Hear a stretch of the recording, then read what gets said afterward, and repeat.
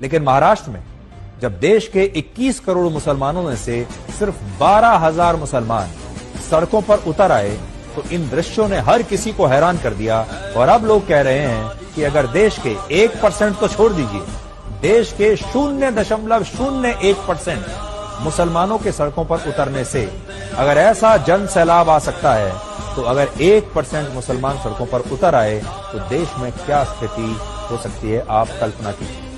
इस रैली में 3 नई बातें देखने को मिली। पहली बात ये कि भारत के मुसलमानों ने अपनी रणनीति को बदला है, मुसलमानों के नेताओं ने रणनीति को बदला है और अब वो अपनी छवि को बदल रहे हैं।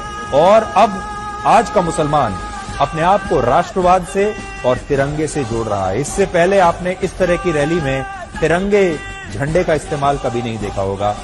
दूसरा, तिरंगा और भारत के संविधान के साथ यात्रा करके मुसलमानों ने यह भी बता दिया कि वो इसी देश भारत से थे, भारत से हैं और भारत में ही रहेंगे।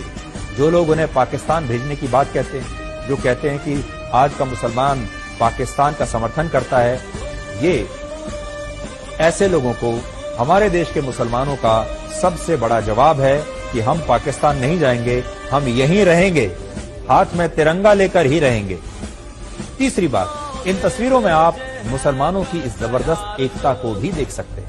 हाल ही में मौलाना तौकीर रजा ने कहा था कि 1% मुसलमान भी अगर सड़कों पर उतर आए तो सरकार के लिए जवाब देना मुश्किल हो जाएगा। 1% की बात कही थी उन्होंने, लेकिन इस मामले में तो 1% नहीं बल्कि सिर्फ 0.01% मुसलमानों के सड़कों पर उतरने से ही रास्ते ठप हो गए।